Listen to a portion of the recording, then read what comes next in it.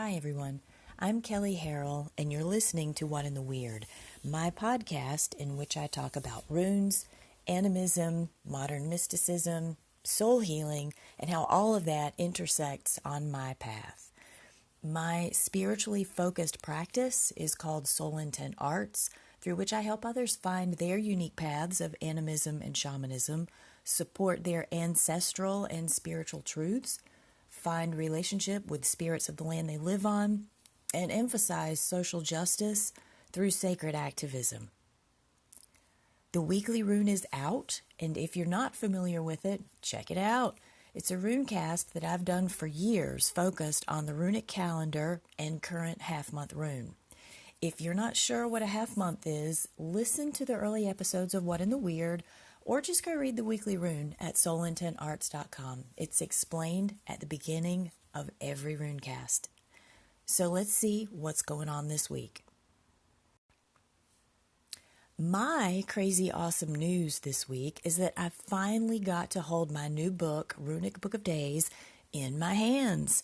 It arrived in the mail the other day, and you can see it and my surprised face. I really didn't know that they were coming. It was totally out of the blue. I mean, yes, I knew that they were coming sometime, but I had no idea when. But you can see a picture of them and me on my Instagram, which is Kelly Soul Arts. And I'm really, really pleased with how it was treated. And I'm not just saying that out of some weird sense of obligation. Everybody who worked on this book made a fabulous effort. They did a fabulous job, including tracking down a source for the runestone that's on the cover. Double cookies to whoever can identify that runestone positively.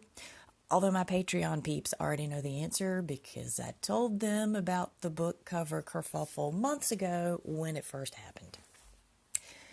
This week, we segue midweek from Ansu's to Raidho at 12 a.m. on the 29th of August, to be exact. That's tomorrow, right? The change in narrative as we move through the first set is particularly interesting. We've talked a lot about how when we begin the first et, we're in these cosmic soup energies, just sort of this blend of the giants, Jotnar, then the Aesir, which comes in Ansu's, and from there, we come to Raidho, which takes on a far more human tone than we've encountered thus far in the runic narrative, at least according to me, of course. Don't blame this on anybody else. You heard it here. So with Ansu's, we begin naming things. We begin shaping the organization of our consciousness, which pretty much means how we shape our cosmology.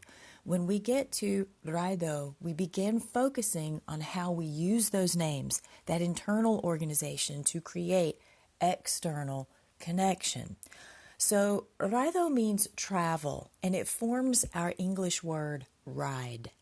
In terms of how it's applied, it's the part of our crafting the narrative that we start to take more control.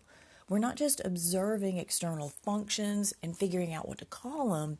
We're realizing a couple of other things too. One is that we have internal functions and we have to decide how to name those, then whether we're going to share them. The other is that when we know what to share, certain demands are applied to our happy little narrative, because of course they are, right? It can never be just that simple. So one of those we're going to talk about this week, and the other will be next week's topic. Raidho encompasses how we tell our story, which means managing the mechanics of the story, deciding what's of value, what's noteworthy, how we're going to phrase it. So once we know what we're including in the story, we have to decide how we're going to spin it. What's the focus? What makes it interesting or worth telling, let alone retelling? What makes it relevant to other people? Because let's face it, everybody says we aren't crafting stories for anyone other than ourselves, but most people don't go to the trouble to figure out all these details just for themselves. Or do they? Y'all know I'm a writer. It's the lens I've focused the entire world, my entire life, through from before I learned the English alphabet. I know that sounds weird, but before I even learned how to write myself, I had my mother transcribe stories for me. It's the way my brain is organized. So, of course, the ability to sift through that word applying process is a really, really huge deal to me. That's why Ansus and Raidho are hugely significant to me. I mean, they all are, right? But these stand out to me for probably more personal reasons than most of the other runes. From a soul standpoint, it's also a pretty big deal in that the healing story, or the shamanic narrative, as some people call it, is very significant to our time with Raidho. The healing story is the arc of our every life change. In the healing story, you realize some function of your life has changed, and it generates crisis. That change, either internally or externally provoked, it's a hunch that something you've been thinking about doing differently, or you experienced a trauma that's left you changed. Either way, you're called to approach life differently, and you just don't have the goods to do it at the level that you need to. You don't have the people to support you, you lack the skill set, or you don't even know where to start. But what's evident is you're not going to find it where you are. You have to do something different. You have to create movement in your life. That's Raidho. In order to stay a viable human, you seek out the skills or support that you need. And for most people, this means intentionally placing yourself in discomfort, right? Because, I mean, yes, there's been a happy life. Everything was fine. All of a sudden, something changed internally or externally, and it was not fine. You're already in a state of discomfort. The way that you choose to go forward can only be some further enhancement of that discomfort, right? I mean, maybe ideologically you find relief in making a choice in what you're going to do, but the general tone of this point of the healing story is discomfort, because ultimately you have to leave a relationship, you got to get a new job, you got to move, you got to undergo some kind of treatment, change your focus of study, get a new teacher, spend some money. I mean, there's some additional layer of effort, of tension that's required of you to go further into how you're going to get this all back into balance. You're forced in some way to realize your predicament and make a life change in order to stay sane with it. When you make such a change, you do pick up new tools, you get skills, you gain supporters, allies, teachers, you have experiences, you might even make money. And along the way of doing so, you begin to realize that you yourself are changed in ways that directly relate to the original crisis, and probably in ways far beyond that, in ways you never bargained for. So realizing you've gained what was needed to soothe the initiating crisis, you can now return to everyday life, right? Or can you? That is the question. However, you still have one thing to contend with. And of course, that thing is everybody else.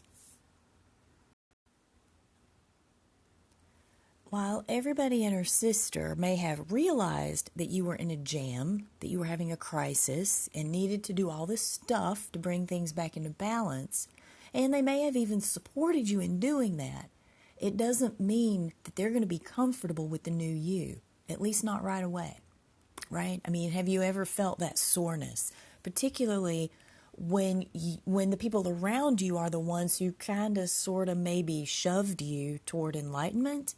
And then when you see the light, they're the very ones who can't see you as changed, or they can't change to accept the new you. As I'm sure you've figured out, there is no smooth part of the healing story because you've lived it. I mean, just listening to me say this is pushing a button or two because you've lived it. Once, twice, probably more. So you go through the healing story, you have the crisis, you realize you can't stay the same, you go out into the world, you get the tools, the teachers, whatever you need, you come back to the everyday and do what? You go back to who you were, what you used to be, It is an option. It's always an option to just go back to the way things were because that's what you know. That's what's easy. But the thing is, eventually you would just have to go through all of that upheaval again, or nothing would ever change. And not changing is an option. We don't talk about that in our culture, but it is. Not in the New Age culture, anyway. It doesn't complete the initiation of why you started doing this whole thing. It is an option, but it's not going to resolve the original distress. It's probably going to generate a whole new kind of hell. Another option is that you come home changed and you deal with the consequences and rewards of that healing, which is that's completion of the initiation. You rose to the challenge of what created the initial disruption. You gathered the tools to show up differently. Then you actually show up and did better. That is one hell of a story. And around a campfire, it begs to be drawn out, right? When you have such a life-changing experience, you want to tell that story, yes? But why? Why would we take the time to develop and consciously organize such a personal thing for anybody other than ourselves?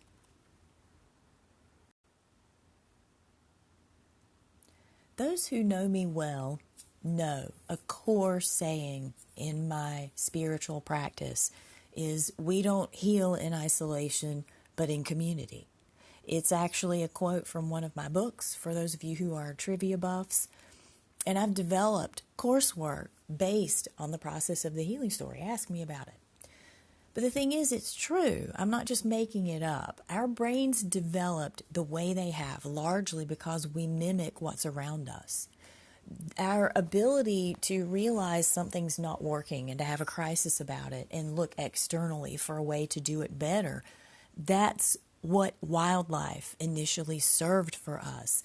That's, of course, what the facial features and gestures of other humans served for us. It's called mirror neurons.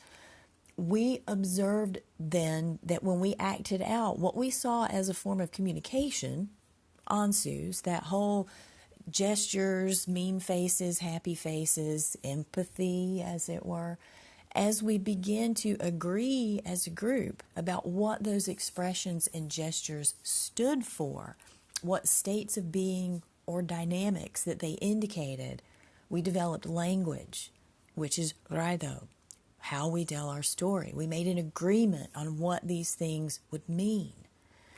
That process really is encoded in us at the deepest levels of our being, individually and socially, which is why the deepest function of the healing story isn't just that we value our own experience enough to shape it into a narrative, but that when we exhibit the theater of our own lives, the expansive hand gestures, the grunts, the growls, the expressions, when we exhibit the theater of our own lives for others to observe, they become inspired to heal themselves.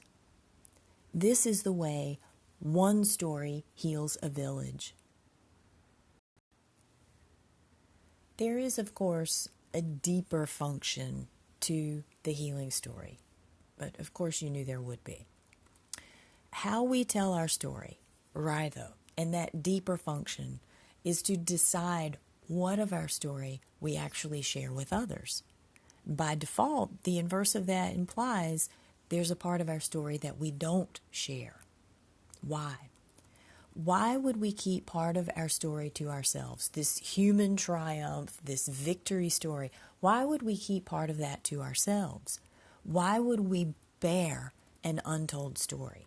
Which, by the way, is an excruciating thought for a writer or storyteller. If you reflect on the stories in the Eddas, then you know the many stories that emphasize the roles of a guest and a host, both of which play roles in travel. There's a constant tension in these stories between how to function as someone in the role of caretaking someone else, usually a complete stranger, and someone in the role of foreigner being taken care of. There are social and ethical issues afoot, as well as responsibilities on the part of both parties. What does this have to do with Raidho? Well, the roles of guest and host, as they're depicted in the Eddas, help us determine our identity in our story. Who we are going through the real ordeal in life is one thing. How we envision that ordeal progresses, how we see ourselves as we are changing real time, how we see ourselves at the end of that change, how we fashion our version of self when we tell that story to other people. That's a lot of selves. You just assume it's your story. You're you, right? But which you do you put in the story that's for you alone, and which you do you put in the story that you tell others? Ideally, ordeal itself works out the kinks of ethics, compassion, and responsibility. But it may not for everybody. Maybe in your version of your healing story, you're more of a Loki or an Odin, spinning it the way you need to keep yourself at the center of the story. Or maybe you're a Freya or Skaldi, telling it the way it was, warts and all, because you feel a sense of duty to stay humble. There are countless ways you can make that distinction. Or maybe you don't feel conflict around fabricating a version of yourself for others. Maybe you just can't find the words. We can't just wrestle some concepts or some aspects of self into neat and tidy language. And boy, that chaps me to say that. But it's true. And that leaves parts of us a mystery that we never unravel to ourselves, let alone to anybody else. Regardless, Raidho puts the rubber to the road in terms of who we say we are on the outside and who we really believe ourselves to be on the inside, and how we bring all of that to the world. However we respond to distinctions of identity, Raidho brings that confrontation front and center. That's it for this episode. If you have questions or insights about Raidho or need somebody to witness your healing story, feel free to email me at kelly@solentonarts.com. That's Kelley. Or you can call in through the Anchor app, which you can download for Android or iPhone. Also, check out earlier episodes of What in the Weird by downloading them from Google Play or iTunes and on a collection of other platforms. And if you get a chance, check out Everyday Animism, which I co-host with a couple of other wonderful human beings who are on Anchor. And if you have Amazon Alexa, add the flash briefing skill, the Wisdom of the Runes, so that you can get runic prompts and inspiration throughout the week for how to work with the half-month rune on a personal level. You can learn more about me and my work by visiting solentonarts.com or Instagram at KelleySoulArts. I'm Kelly, and this has been What in the Weird. Thank you.